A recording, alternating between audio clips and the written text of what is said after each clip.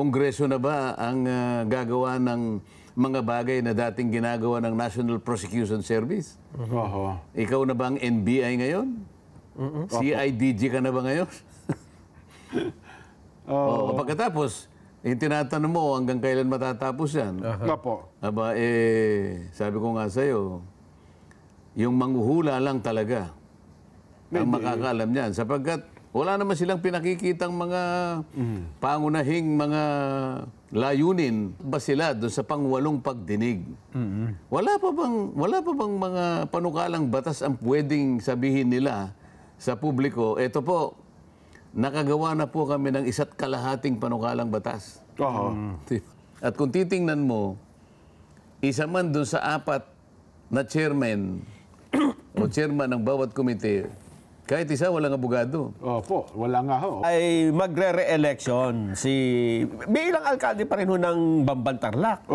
Pero sa kasalukuyan, ito po ang isang pinag-uusapan ng mga netizens, social media, kung bakit naman ngayon tatakbo? Pwede bang gawin yun? Ito na may usapang legal lang. Bakit? Meron na bang naging hatol sa kanya na siya hindi mamamayad ng Pilipinas? Ayun nga. Kasi ang requirement, Filipino citizen. Nagtatanong dito doon sa Quadcom, bagamat sabi niyo nga kung hindi naman kayo gano'n nagpa-participate, wala na bang timetable kung hanggang kailan ito mag-hearing, Kong? Yung Quadcom? Wala ba kayong ideya? Ang tanong mo kung kailan matatapos ang kanilang ginagawa? Opo. Kasi mukhang pahaba na pahaba eh. Palagay ko kailangan natin yung manghuhula dyan. Para pahulaan na lang natin. Ganun ho ba?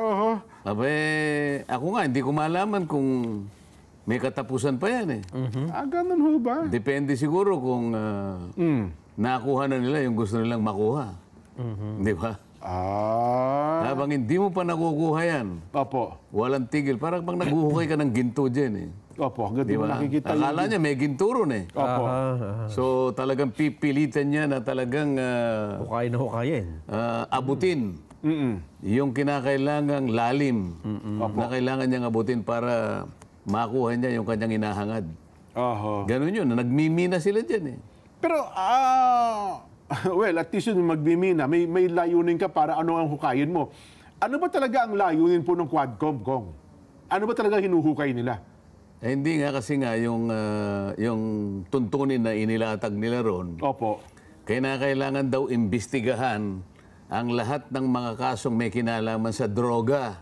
Number 1. Yung connection ng Pogo. Ang lahat ng mga kasong may kinalaman sa extrajudicial killing. AJK, okay.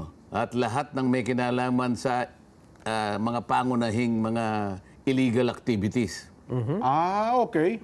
Saan ka naman nakakita na Kongreso na ba ang gagawa ng mga bagay na dating ginagawa ng National Prosecution Service? Ikaw na ba ang NBI ngayon? CIDG ka na ba ngayon? Pagkatapos, tinatanong mo hanggang kailan matatapos yan?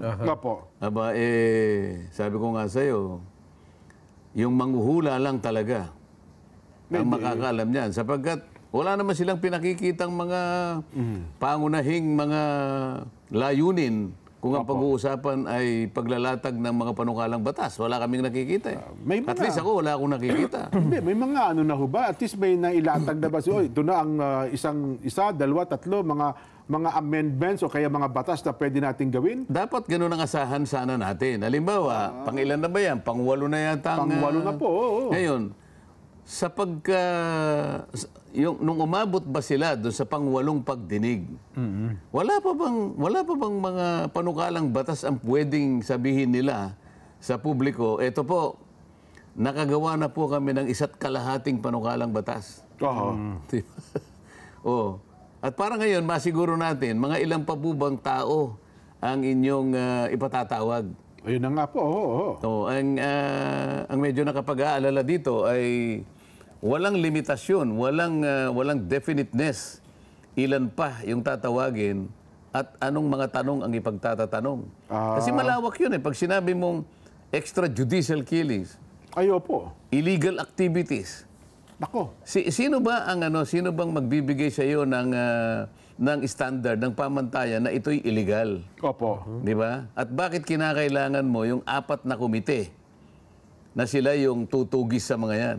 At kung titingnan mo, isa man dun sa 4 na chairman o chairman ng bawat komite, kahit isa walang abogado. Opo, wala nga ho. Oo. Mukhang nagkakaroon ng agam-agam ang kababayan natin. Paano ngayon, halimbawa,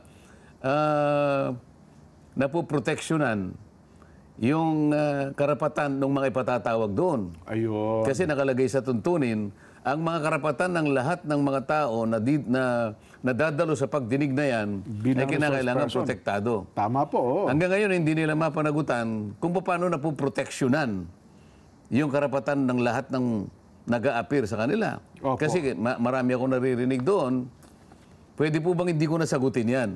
Opo. Sabi nila. O ibig sabihin, ini-invoke niya yung right to right against self-incrimination. Self-incrimination, opo. O maaaring ini-invoke niya yung right to privacy. Opo. O hindi pwedeng hindi mo ikasagutin ito. Oho. Yung abogado hindi makatulong sa kanya. Samantalang sinabi doon, pwede siyang kumuha ng abogado. Pero yung extent ng tulong ng abogado, yung payo na pwede niyang ibigay, hindi nakalagay doon. Hindi ba nakita niyo, minsan bumubulong yung abogado. Maring nga sinasabi niya, huwag mo sagutin. O nakita siya ng isa sa chairman. Sabi niya, Mr. Chair, nakita ko po yung abogado, pabulong-bulong. Winarningan siya. Subukan mo kang ulitin mo yan, ipakukulong kita. Nasaan ba yung katwiran dyan? Ba't pa nag-abogado? Di ba? Ay, nako. So, expect pa pala natin. Kaya kasi akala ko pagka nag-recess, di ba, usually ang rules dyan kong, pag nag-recess ang Kongreso, dapat lahat ng pinakontempt nyo, di ba, dapat mapapalaya rin. Kaya pala hindi rin mapalaya yung mga ipinakulong, pinakontempt. Kasi tuloy-tuloy pala ang hearing ng Quadcom. Kasi nakahingi sila ng authority mula sa speaker na Ayun kahit pala. kami naka-recess, Oo. meron silang karapatan na duminig. Opo. Yun ang nakuha lang authority. Ayun. Ay, nako. Anyway. Wala bang way para mag-complaint, Tong? Meron nagko-complain, hindi ba? Meron nagko-complain. May pumupunta sa korte. Sa korte O, bahala na ang korte na magpasya kung tama Oho. ang direksyon na tinatahak ng Quadcom. Oho. Kasi sa akin, sarili kong pananaw, pwede ka lamang magkaroon ng isa o dalawa na magpapasya dyan o didinig. Yun sinasabi nilang joint committee. Opo. Kung yung panukalang batas o yung resolusyon na binasa sa plenary ay na-repair sa isa sa dalawa na komite. Ngayon, ipinag-aakala ko na hindi naman lahat ng mga privileged speech na sinabi ng mga kababayan, ang mga kasama natin doon, ay ni-repair sa 4 na komite na sabay-sabay. Hindi po. Paano mo ngayon inipon yung 4? Oho. Ba't nagkasama-sama Kung sila? pwedeng magselos yung iba dyan eh. Halimbawa, sabi ko nga sa'yo, ilan bang bills ang aking na-file tungkol sa kuryente? Mahigit 10 eh. Resolution, mahigit 12. Nakasampu na pala kayo. O ni isa dun sa 4 na yun, wala namang... Naka-repair.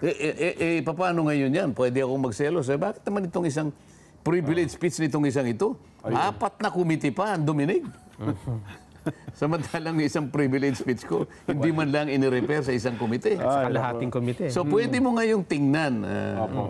Pwede mong i-analisa. Parang may mali, di ba? Anyway, Kong, ito na po resulta ng ating Vox Populi sa araw na ito. Naramdam niyo po ba ang bahagyang pagbaba ng presyo ng mga pangunahing bilihin? Tako, ang nagsabi ng opo, ramdam namin 0%. Nagsabi ng mukhang hindi namin naramdaman na. Nako, naging manhid na yata tayo, 100% na, Kong. Para maramdaman mo kasi, at least meron siyang isang bagay na naramdaman. Halimbawa, Tama. bumili siya ng hopya. Yan. Nabawasan ng 3 sentimo. Pwede niya sabihin, kahit paano naramdaman. Nagmurang hopya, no? Pero hanggat wala siyang maramdaman sa alinman sa kanyang ginagamit, mapaserbisyo man o mapaprodukto, hindi niya mararamdaman talaga. Wala kang may bibigay na halimbawa. Oho. Pero yung hopya, halimbawa, Opo. 2 piso dati, o naging 150 na lang. Ba? Sasabihin niya ngayon, meron po. Naging 3, yung 3 piso. Hindi ba? Oho. Ay, nako. Anyway, Kong, salamat po ng marami. Hanggang sa susunod na linggo po. Salamat, Nelson. Salamat, Biyernes Jen. ngayon, ha? At salamat po sa ating mga kababayang nakikinig. Kagaya po ng palagi namin pinapanalangin. Sana po napakasarap po ng ulam ninyo. Ayan. Sana salo-salo ang Friday, buong pamilya. Oo nga naman. Ay, nako. Ito po ang palatuntunan sa Ganang Mamamayan. Programang paborito ng bayan dahil Friday ngayon, see you on Monday. Pero bago yan, abangan po kasama natin ngayon. Ha? Oy, Ang Kong Dante Marcoleta. Ba, swerte tayo na. Sa loob ng isang linggo, 3 beses natin nakasama. Kong, masayang Biyernes po sa inyo. Sayang Biyernes sa inyo, Jen, Nelson. Bumabawi tayo sapagkat napakarami kasing mga araw na hindi man lang ako nakagaganap ng aking sinumpaang tungkulin sa ating programa. Na kinakailangan 3 beses man lang sa loob ng isang buwan, ay isang linggo, ay nakadadalo ako sa ating usapan. Totoo po. At saka hinahanap-hanap kayo lagi kong ng ating mga followers sa radyo, sa telebisyon, maging sa social media. Nalulungkot sila, nasisiphayo po pagka wala kayo kong hindi naman namin magampanan ng gusto yung tungkuling iniatang mo sa amin. Kaya hirap na hirap kami ni Nelson Kong. Okay, bakit naman hindi nyo magampanan na dalawa naman kayo? Minsan gusto na lang namin sumayaw ng budot at saka at kung ano-ano pa para, ay nako. Basta pagsikapan natin, basta may panahon, unahin natin yung ating pananagutan dito sa ating programa. Well, ano ba? Kapag kasi nasanay tayo kung nung hindi pa sanang mainit ang mga issue kapag ka Biyernes, ang gusto sana natin tatalakayin ay medyo mga light issue, yung mga issue na pwedeng magpangiti sa ating mga kababayan. Pwede pa rin ba natin gawin yun, Nelson? Pwede naman. Hanggat maaari sana. Opo. Pero siyempre, kinakailangan magkaroon naman sila ng parang reprieve dun sa palagi na lang puro madudugo ang pinag-uusapan. Isang buong linggo kung na talaga namang ang issue nagsasalimbayan di ba? Bago sana mag-weekends, bago mag-Sabado, at least yung Biyernes ng hapon nila, nag-iwan tayo ng ngiti sa ating mga kababayan, Kong. Malay mo naman na baka makatalakay naman tayo na baka pagbibigay sila ng konting, mabigyan natin ng konting ikangingiti nila. Ayan. Pangitiin natin sila. Marami na pong naghain ng mga kandidatura ngayon, Kong, na ang mga kandidatura ay hindi umalaman kung saang sektor ng lipunan ng galing. Meron po mga kakatwa at meron po namang iba yung nakakainis. Sino ba mga bagong naghain ng kandidatura ngayon, Nelson? Wala akong listahan Wala ka bang listahan? Pero bakit nabanggit mo naman yung nakakainis, Jen? Kasi yung iba ba, Kong, na kung sino, yun bang natuwa lang. Alam niyo naman, di ba, ang Comelec, Kong, kahit sino maghain ng kanyang kandidatura, tinatanggap nila lahat. Di ba? At pagkatapos aaralin nila kung sino ang nuisance candidate at sino talaga may kakayahan at tumakbo sa pagiging senador, yun po ang nakikita natin mula nung unang araw hanggang sa ngayon. Paano naman? Wala silang choice kung hindi tanggapin sapagkat yung mga requirements naman kasi para ikaw ay makakandidato, ay nakasaad naman talaga sa mga tuntunin dyan na kinakailangan ikaw ay merong residensya. Ayon dun sa hinihingi conforme kung ano yung tinatakbuhan mo, di ba? Kung ilang taong gulang ka na at kung ikaw ay marunong magbasa o kaya sumulat. Ay, hindi naman sinasabi ro na kapag ikaw ay marunong magbasa, kinakailangan naiintindihan mo pa yung binabasa mo. At kung ikaw naman ay marunong magsulat, nababasa mo naman yung sinusulat mo. Wala naman sinasabing ganun. Basta marunong ka lang magbasa at magsulat. Yun lang yung yun lang yung threshold, sabi nila. Pangunahing requirements para ikaw ay makapaghain ng iyong certificate of candidacy. Well, kayo na nakita ko, isa sa mga prominente, si Mayor Abby Binay, naghain na ata ng kanyang kandidatura. Sa Comelec. Sino pa ba?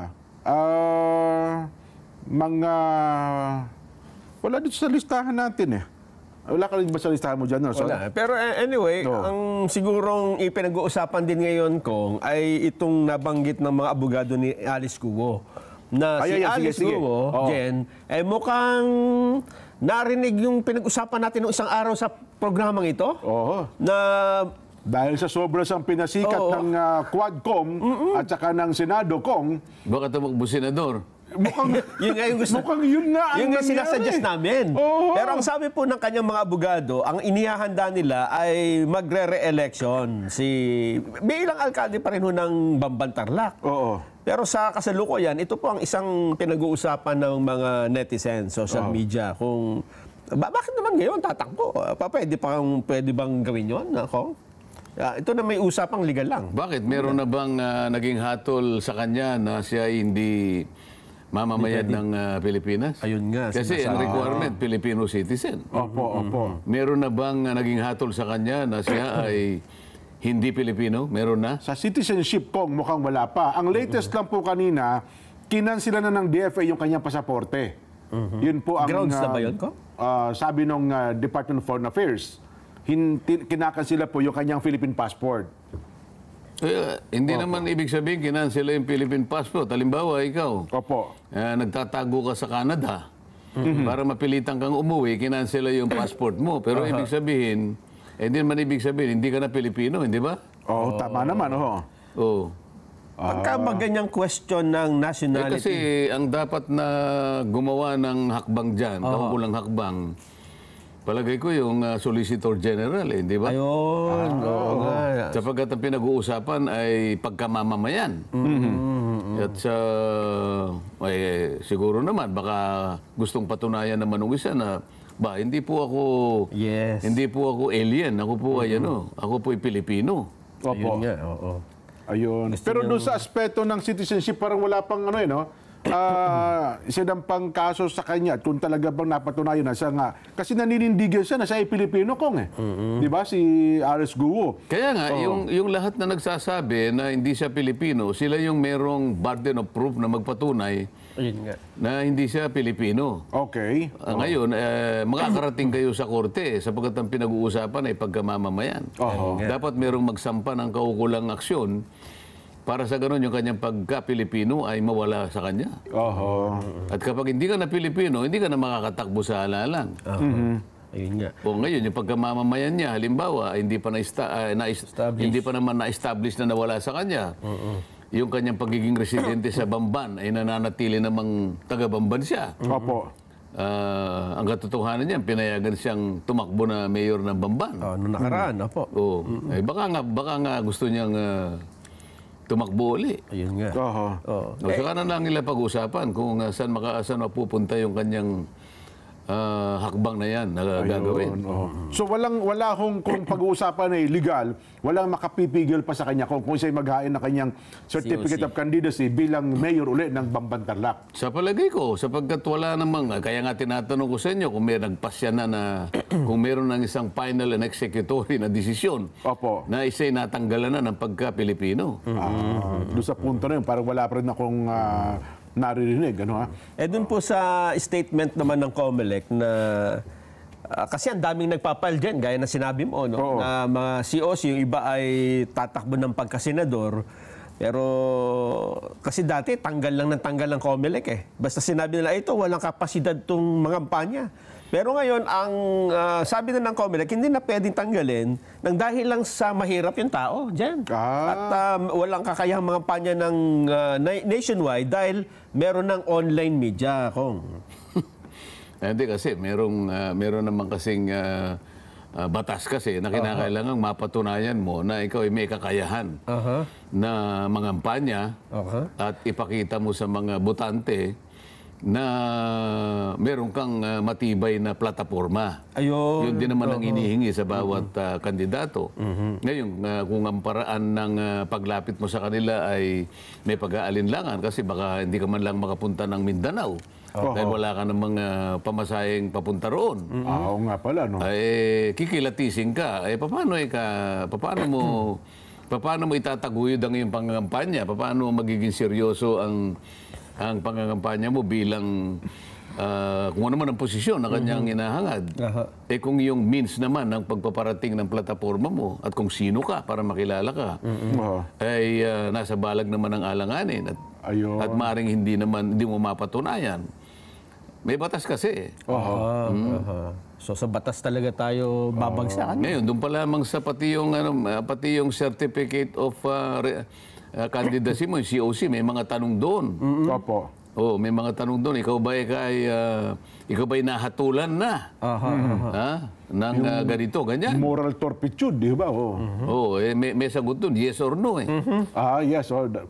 Ngayon, siguro, ang pinakamaganda ron, babantayan mo yung mga na-convict na siguro. Ganun ho ba? Ay lalo na ngayon kasi ipapublish po ng COMELEC sa website dyan.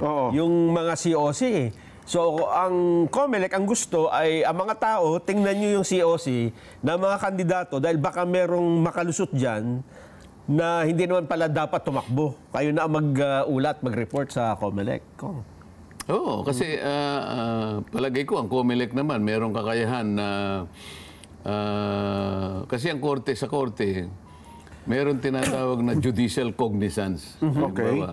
Hindi mo na kailangang patunayan yun eh. Halimbawa, yung November 1, kailangan pa bang patunayan na sa kalendaryo natin All Saints Day yata nakasulat.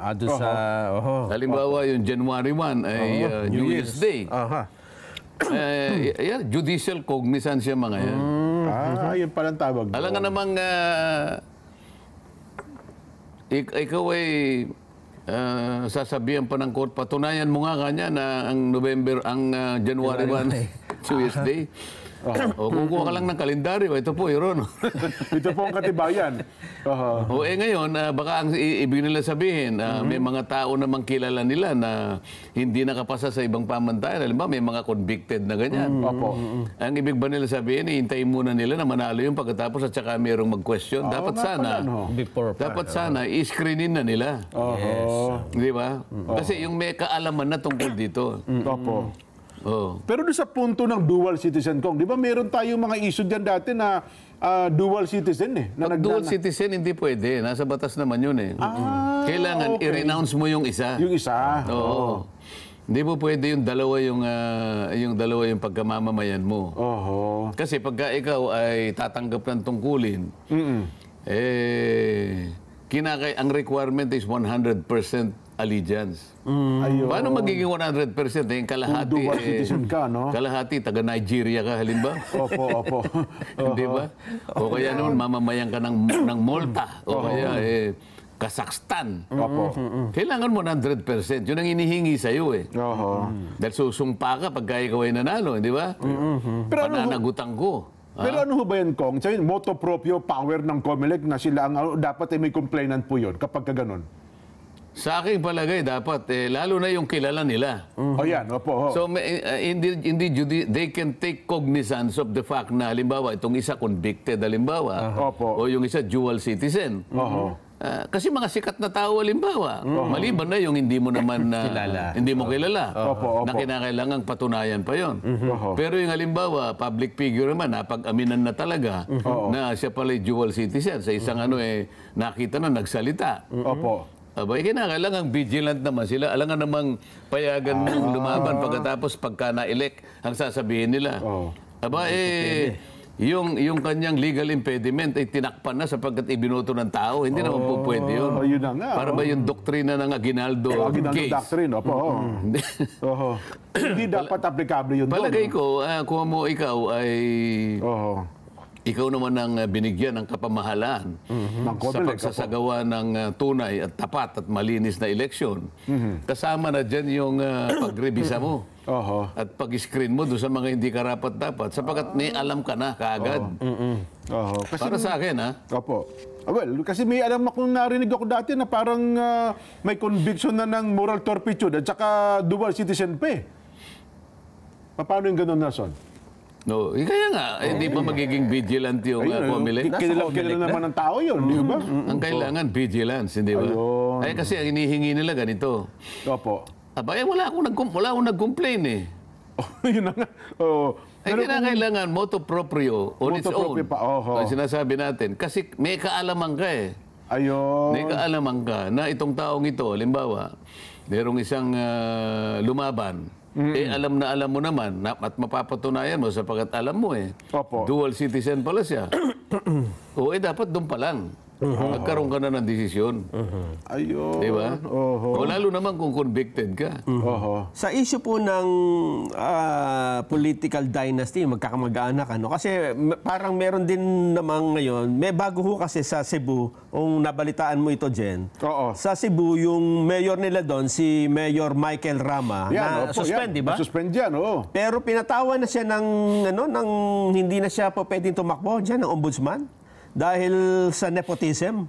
Dahil inappoint niya yung dalawa niyang brother-in-law sa posisyon. Okay. Pero sa kabilang dako, Hindi political dynasty yun. Nepotism yes, yun. nepotism. Yun nga ang itatanong May batas talaga ron. Yes.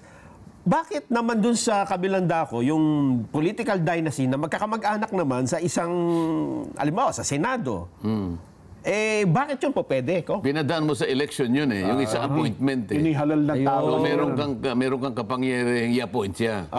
Bawal nga eh. Sa administrative code. Hindi po pwede yun. Yun naman, dumaan sa election. Wala tayong magagawa ron. Kaya wala pa tayong batas sa political dynasty. Ayun. Sapagkat wala namang gustong gumawa nun. Ako, nag-file ako. Talaga. Ang problema, hindi man lang na agenda. Hindi man lang na-repair eh. Parang next to impossible ata maipasa yan, Kong. Pero yung political dynasty naka-enshrine sa Constitution, meron diyang... Oo, kaya lang nagkaroon ng kulatilya kasi. Ayun. Di ba? Parang ang sinasabi ron, lahat kanya ay dapat mapagbigyan na sila'y makapaglingkod sa ating bansa. At sa kadahilan ng ito, kailangan kanyang mawala ang political dynasty as may be provided by law. Parang ganyan. Dapat piniriod na wala na sana yung hindi provide as may be defined by law. As may be defined by So, law. ang ibig sabihin nun, ay kinakailangan magkaroon muna ng batas para sa ganon ay doon dadaan kung paano yung political dynasty ay hindi pwedeng manaig. Ayun. Meron dapat enabling law. Pero sana kung yung gumawa ng constitution, sinabi niya, at sa ganyang kadahilanan, ay ipinagbabawal natin ang political dynasty, period. Tapos na sana. Di ka na mangangailangan. Kaso nilagyan ng kulatilya eh. As may be defined. As may be defined by law. Kaya nga gusto ko, kung halimbawa, i-amenda natin ang Constitution. Yun naman ang tatanggalin ko. Para sa ganun. Huling paragraph na yun, no? Praise lang yun, hindi paragraph yun. Yung praise lang, as may be defined by law, tatanggalin ko. Period na doon sa political dynasty. Constitution na yun. Ang ibig sabihin nun, yung provision na yun, magiging executory kagad. Hindi siya dependent sa isang batas na gagawin pa ng legislature. Kasi nasa konstitusyon na no? So, nga, bakit pa siguro yung mga gumawa ng ating konstitusyon, siguro may mga kamag-anak din yun. Pinadama lang yung ilalagay lang yung lahat ay kailangang magkaroon ng oportunidad na makapaglingkod sa mga opisinang panggobyerno. At para yan ay matupad, kinakailangan kanya ipagbawal o hindi ipagbawal ang political dynasty. Para nga lahat, magkaroon ng tsansa. Kasi kung political dynasty, lalong-lalo na sa isang lalawigan lang o sa isang bayan, na talagang mula naman doon sa kanilang kanununuan, siya na yung mayor. Wala nang naging mayor kundi yung pamilya niya. Paano ngayon maglilingkod yung iba? Yun ang sinasabi ng provision na yun. Kaya lang nilagay niya as may be defined by law. So wala namang batas. So dapat i-define pa ng batas kung sino yung apektado ng dynasty. Sino ba yung alin ba sa mga miyembro ng kanyang pamilya? Gaano kalayo kanya? Gaano kalayo do sa incumbent ang pwede nating pagbawalan? At anong period na dapat ibawal? Habang incumbent ba 'yon? O pagkatapos na ng kanyang termino? O isang buwan lang o isang taon ang pagitan bago pa siya pwedeng lumaban uli? Nako. At gaano naman kalayo? Mula ba sa third degree o fourth degree by consanguinity? Kinakailangan i-define mo yun. Ayun. Sana kung pineriod na yun, tapos wala na sanang usapan. Pag sinabi mo, basta sinasabi rito, hindi pwedeng asawa mo, hindi pwedeng kapatid mo kasi political dynasty.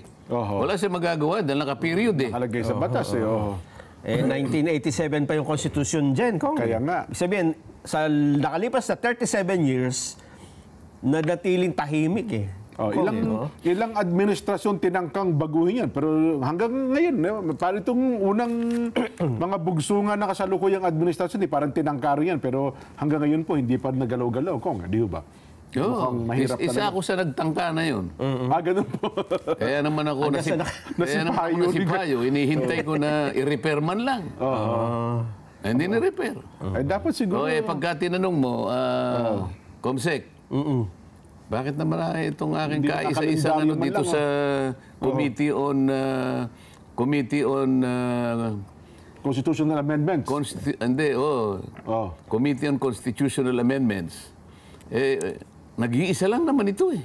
Opo. Bakit hindi nyo man lang ini-repair?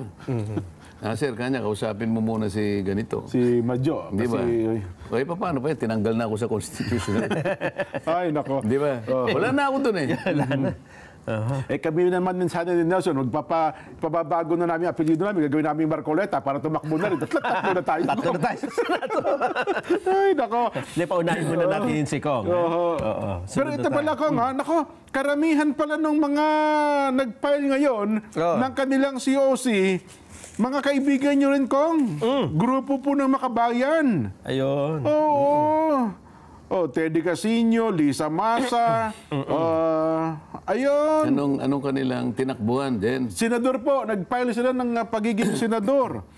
Si ano pa ito? Si Congressman Busita. Pala, nag-file din, independent. Ano ha? Talaga?